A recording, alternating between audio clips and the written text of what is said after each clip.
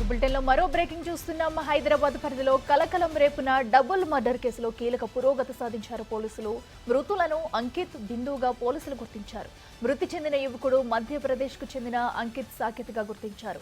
మహిళ ఛత్తీస్గఢ్కు చెందిన బిందుగా తేల్చారు. ఇక బిందుకు ముగ్గురు పిల్లలు ఉన్నట్లు గుర్తించారు. అయితే ఈ కేసులో విస్తుపోయే నిజాలు బయటపడ్డాయి. బిందు ట్రయాంగిల్ స్టోరీ నడిపించినట్లు తెలుస్తుంది. భర్తకు తెలియకుండా బిందు సాకేత్తో ప్రేమాయణం సాగించింది.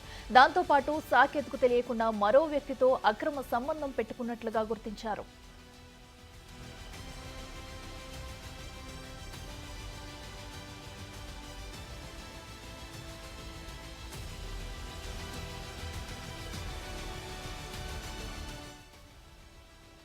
ఇదే అంశానికి సంబంధించి మరింత సమాచారం మా ప్రతినిధి సురేష్ అందిస్తారు. సురేష్, చెప్పండి. మర్డర్ కేసులో కూడా ప్రస్తుతం అయితే కొన్ని విస్తుపోయే నిజాలు కూడా బయటకు వచ్చినట్టు తెలుస్తుంది. అసలు బిందు ఏం చేసింది, పోలీసులు ఏం చెప్తున్నారు, డీటెయిల్స్ ఏంటి?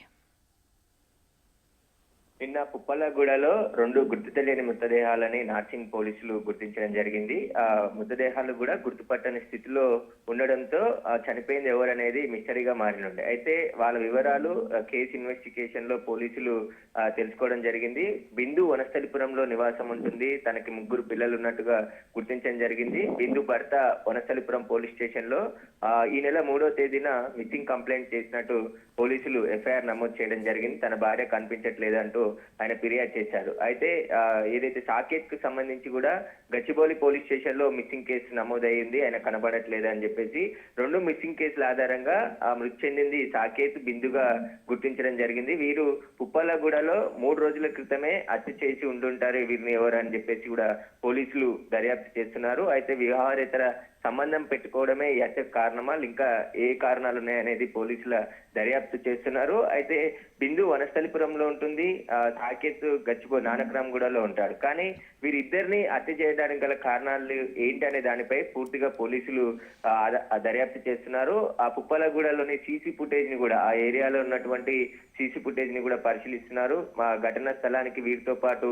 ఎవరెవరు వచ్చారు, వీరిద్దరితో పాటు ఇంకెంతమంది ఆ హత్యలో పాల్గొనడం జరిగిందనే దానిపై కూడా దర్యాప్తు చేస్తున్నారు. గుర్తుపట్టలే స్థితిలో మృతదేహాలు ఉన్నాయి.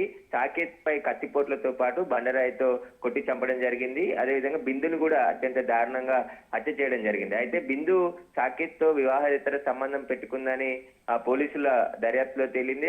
అదే కాకుండా మరో వ్యక్తితో కూడా రిలేషన్ లో ఉన్నట్టు పోలీసులు గుర్తించారు. అయితే వీరి మధ్యలో తగాదాలే ఈ హత్యకు కారణమా, లేదంటే భర్తని కూడా అదుపులోకి తీసుకొని విచారిస్తున్నారు. దానికి సంబంధించి ఎప్పటి నుండి బిందు కనబడట్లేదు, అసలు కంప్లైంట్ ఇవ్వడానికి ఆమె ఇంట్లో నుంచి ఎప్పుడు వెళ్ళిందనే దానిపై కూడా పోలీసులు దర్యాప్తు అయితే చేస్తున్నారు. అయితే సాకేత్ బిందుని కొద్ది రోజుల పాటు నానక్రామ్గూడలోనే అతని స్నేహితుల నివాసంలో దాచిపెట్టినట్టు తెలిసింది. ఆ తర్వాత పుప్పలగూడలోనే పాడుబడ్డ క్రెషర్ కి ఎందుకు వచ్చారు, అక్కడ వారిని ఎవరు హత్య చేశారనే దానిపై దర్యాప్తు అయితే కొనసాగుతుంది. ఇప్పటికే వీరికి సంబంధించిన పూర్తి ఆధారాలు సేకరించారు కాబట్టి హత్యకు గల కారణాలపై పోలీసుల దర్యాప్తు కొనసాగుతుంది. అనుమానితులను కూడా ప్రశ్నిస్తున్నట్టు తెలుస్తుంది. కొంతమంది అనుమానితులను కూడా అదుపులోకి తీసుకున్నారు. రాజేంద్రనగర్ డీసీపీ శ్రీనివాస్ 4 టీంలని ఏర్పాటు చేసి ఈ హత్య కేసులకు సంబంధించి మిస్టరీ వీడేందుకు దర్యాప్తు చేస్తున్నారు. మృతులు వివరాలు తెలిసాయి కాబట్టి హత్యకు గల కారణాలపైన పోలీసులు ప్రస్తుతం దర్యాప్తు చేస్తున్నారు. దర్యాప్తులో అన్ని విషయాలు కూడా